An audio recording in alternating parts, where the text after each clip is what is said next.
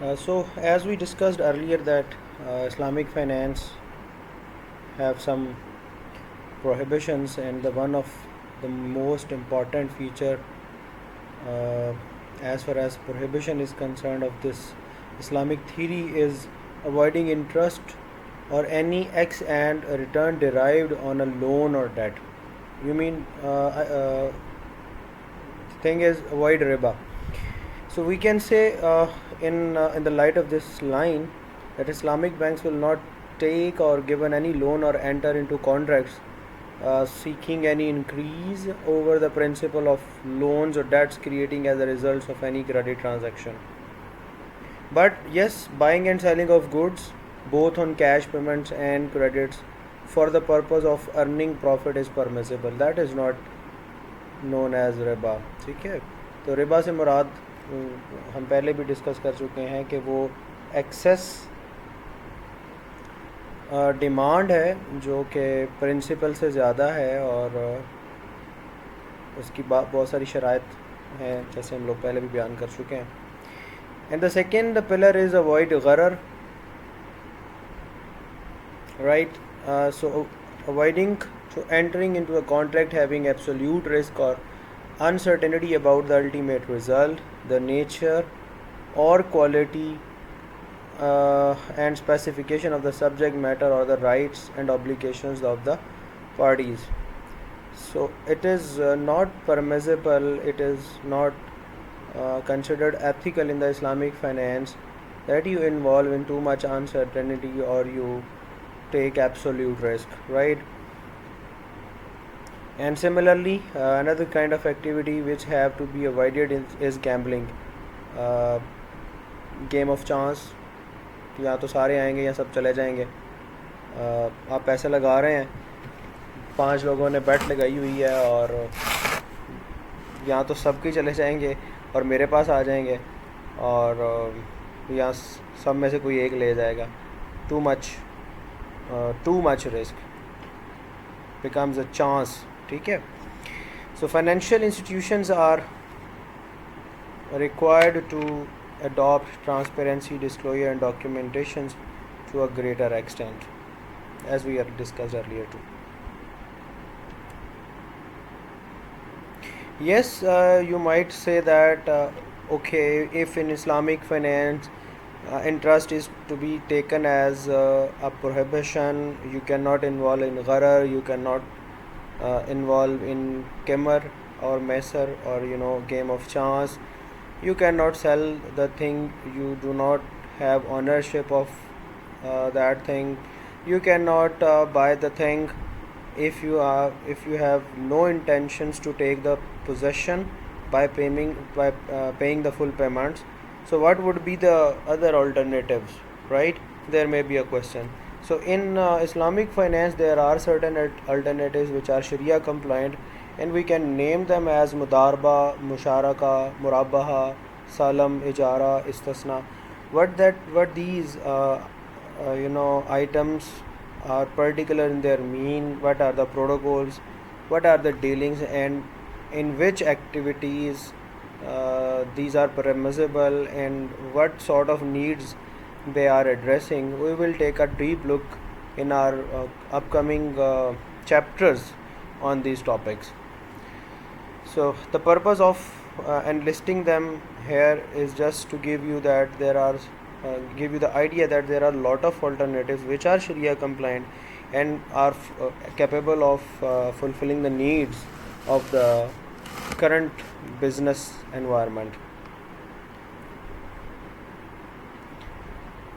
Okay, there may be a question may arise in your mind that then what are the valid gains on investments in Islamic finance? Yes, all gains on investment or principle of a business are not prohibited, right? So profit has been recognized as a reward of capital, and Islam permits gainful deployment of surplus resources. But yes, however, along with the entitlement to the profit, the liability of risk of loss rests with the capital itself. As we know that in this under the umbrella of the Islamic finance, the fund provider or the capital provider is to be considered as the entrepreneur. So this is not a good idea that he that the business environment make him or her free from kind of any chance of loss.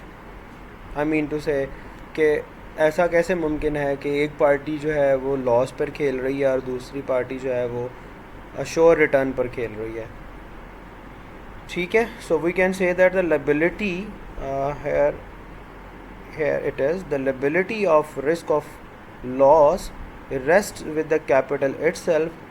No other factor can be made to bear the burden of the loss on capital.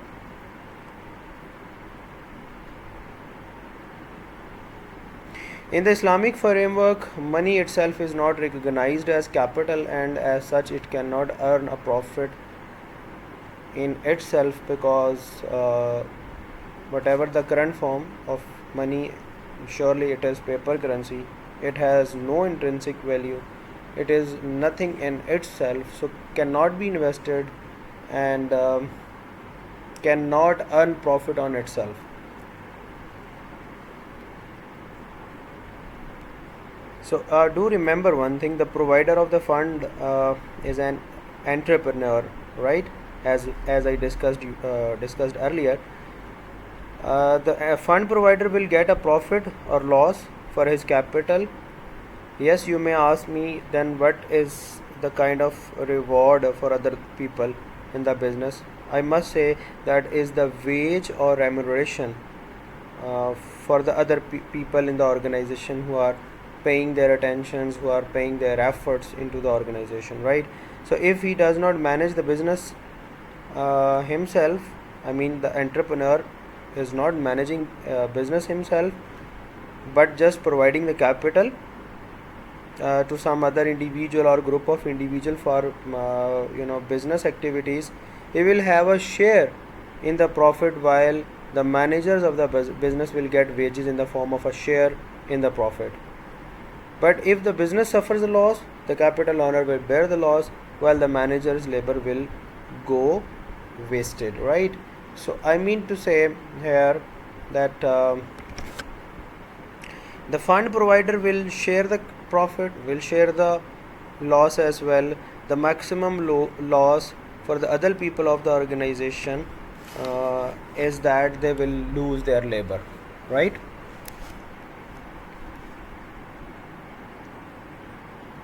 So one can earn profit on his investments or financing, but that has to be related to certain assets exposed to direct or indirect business risk.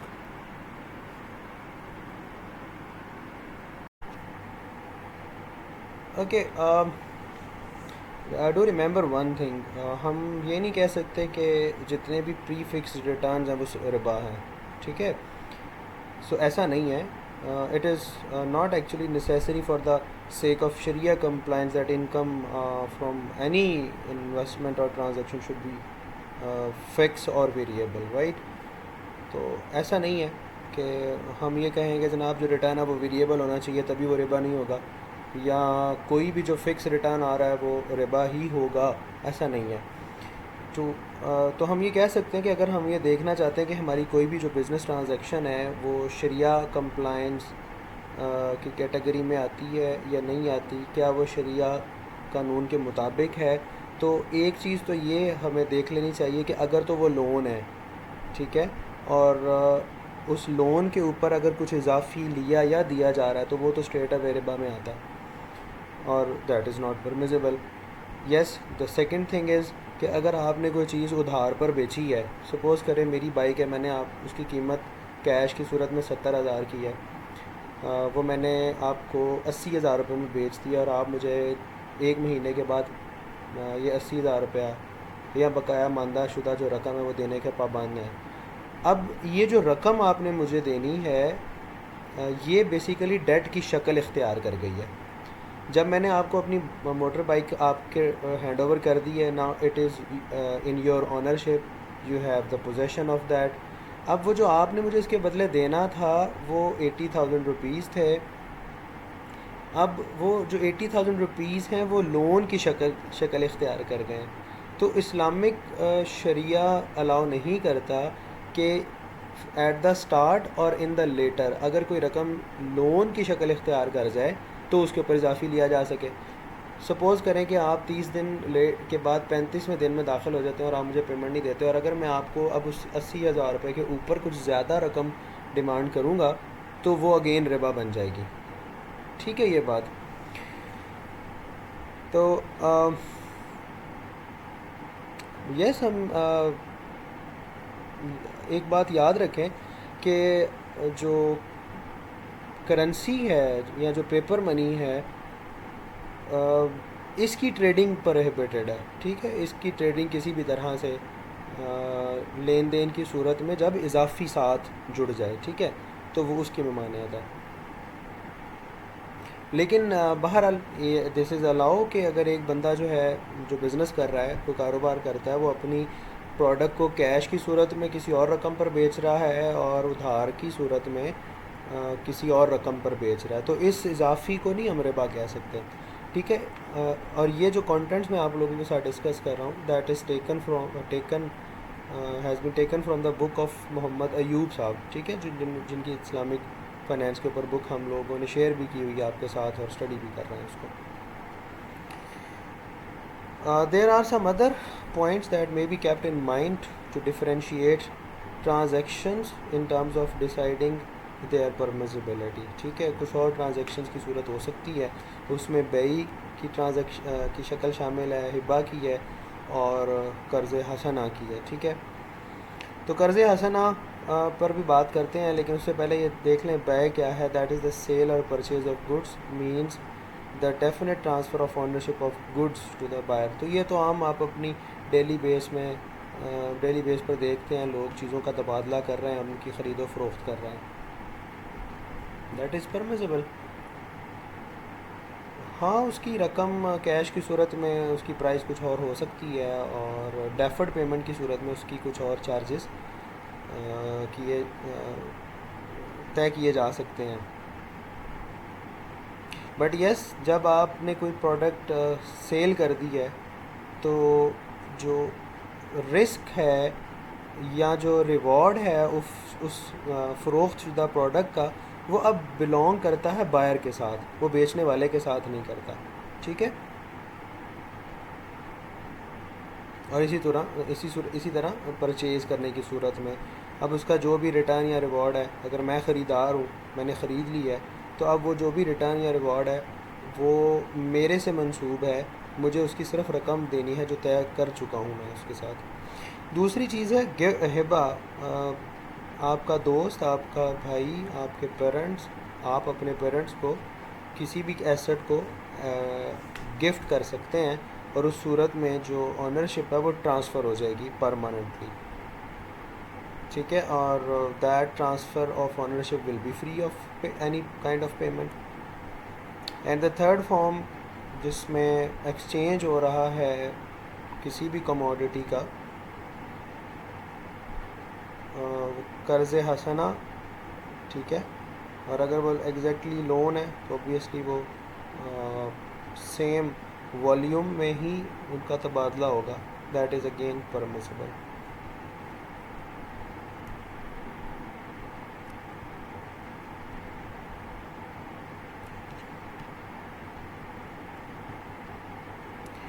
Okay, another pillar of the Islamic finance, or you can say on which the philosophy of the Islamic finance stand on, that is the transparency and documentation of the financial transactions.